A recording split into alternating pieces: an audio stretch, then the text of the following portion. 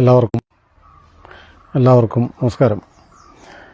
കഴിഞ്ഞ ദിവസം കേരളത്തിൻ്റെ മുഖ്യമന്ത്രിയും കമ്മ്യൂണിസ്റ്റ് നേതാവുമായ ശ്രീ പിണറായി വിജയൻ ശ്രീനാരായണ ഗുരുദേവനെ ഏറ്റവും ഹീനമായ തരത്തിൽ അപമാനിക്കുകയുണ്ടായി. അത് ഗുരു നിരാകരിച്ചത് കാവ്യാണ് എന്ന് പറഞ്ഞുകൊണ്ടായിരുന്നു ആ ആക്ഷേപം.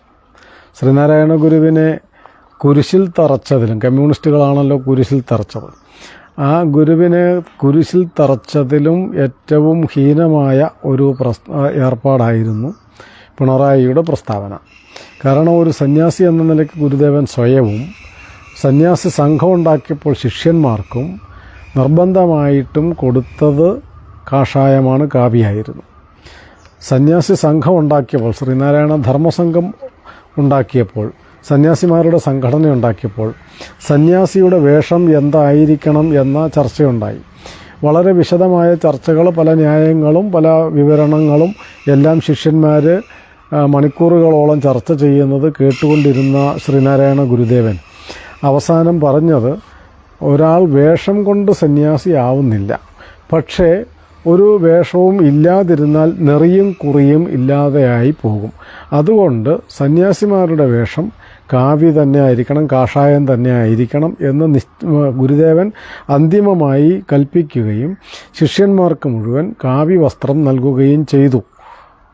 അങ്ങനെ കാഷായത്തെ ശ്രീനാരായണ ധർമ്മസംഘത്തിൻ്റെ സന്യാസിമാരുടെ വേഷം കാവ്യാണ് എന്ന് ഗുരുദേവൻ തന്നെ നിർദ്ദേശിക്കുകയും നിശ്ചയിക്കുകയും സ്വയം അത് ധരിക്കുകയും ചെയ്തിട്ടുണ്ട്.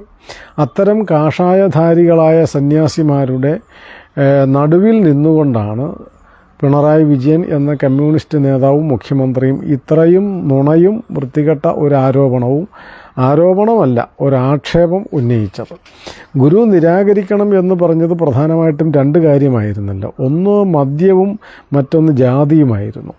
ഇത് രണ്ടും വിറ്റുകൊണ്ടാണ് കമ്മ്യൂണിസ്റ്റ് പാർട്ടി എല്ലാ കാലവും നിലനിൽക്കുന്നത്. അധികാരത്തിലാണെങ്കിലും പുറത്താണെങ്കിലും അവരെപ്പോഴും ജാതി വിറ്റ്, ജാതി സ്പർദ്ധ സൃഷ്ടിച്ച് അധികാരം നേടാൻ ശ്രമിച്ചുകൊണ്ടിരുന്നു, അന്നും ഇന്നും എന്നും. അതുപോലെ തന്നെ കമ്മ്യൂണിസ്റ്റ് പാർട്ടി അധികാരത്തിൽ വന്നപ്പോഴൊക്കെ ഏറ്റവും കൂടുതൽ വിറ്റ് കേരളത്തെ മുടിപ്പിച്ചിട്ടുള്ളത് മദ്യം വിതരണം ചെയ്തുകൊണ്ടാണ്. അപ്പോൾ ഗുരു നിരാകരിച്ചത് യഥാർത്ഥത്തിൽ മദ്യമാണ്, യഥാർത്ഥത്തിൽ ജാതിയാണ്.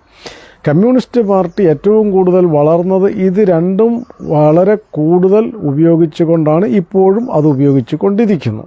ജാതികളെ തമ്മിൽ തല്ലിച്ചും ജാതി വിദ്വേഷം വമിപ്പിക്കുന്ന തരത്തിലുള്ള പഠനങ്ങൾ എന്ന വ്യാജേന നുണപ്രചാരണങ്ങൾ നടത്തിയും. അതുകൊണ്ട് ഈ കാര്യത്തിൽ ഗുരുദേവനോട് യഥാർത്ഥത്തിൽ ആദരവുള്ള ഉന്നത സ്ഥാനങ്ങളിലൊക്കെ ഇരിക്കുന്നവർ, ഔദ്യോഗിക സ്ഥാനങ്ങളിൽ ഇരിക്കുന്നവർ ഉണ്ടെങ്കിൽ അവരും ഗുരുദേവനെ യഥാർത്ഥത്തിൽ ആദരിക്കുകയും ചെയ്യുന്ന, ഗുരുദേവ ദർശനവും ആദർശവും തൻ്റെ കൂടി ആദർശമാണെന്ന് കരുതുന്നവരെല്ലാം ചെയ്യേണ്ടത് ഈ പിണറായി വിജയൻ, അതും ശിവഗിരിയിൽ ഗുരുദേവൻ്റെ സമാധി സ്ഥലത്ത് പോയിട്ട്, സമാധി മണ്ഡപത്തിൽ പോയി ഗുരുദേവനെ നുണ പറഞ്ഞ് നുണ കൊണ്ട് അഭിഷേകം ചെയ്ത പിണറായി വിജയനെ ചോദ്യം ചെയ്യേണ്ടതാണ്, അതിന് മറുപടി പറയേണ്ടതാണ്. ഗുരു നിരാകരിച്ച മദ്യത്തെയും ജാതിയെയും ഉപയോഗിച്ച് കേരളത്തിൽ രാഷ്ട്രീയ സംഘർഷം സൃഷ്ടിക്കുന്ന, ജാതി സംഘർഷം സൃഷ്ടിക്കുന്ന കമ്മ്യൂണിസ്റ്റ് പാർട്ടിയുടെയും പിണറായി വിജയൻ്റെയും കപടമായ അവരുടെ നിലപാടുകളും രാഷ്ട്രീയ തട്ടിപ്പുകളും ജനങ്ങൾ തിരിച്ചറിയണം എന്ന് അഭ്യർത്ഥിക്കുന്നു. നമസ്കാരം.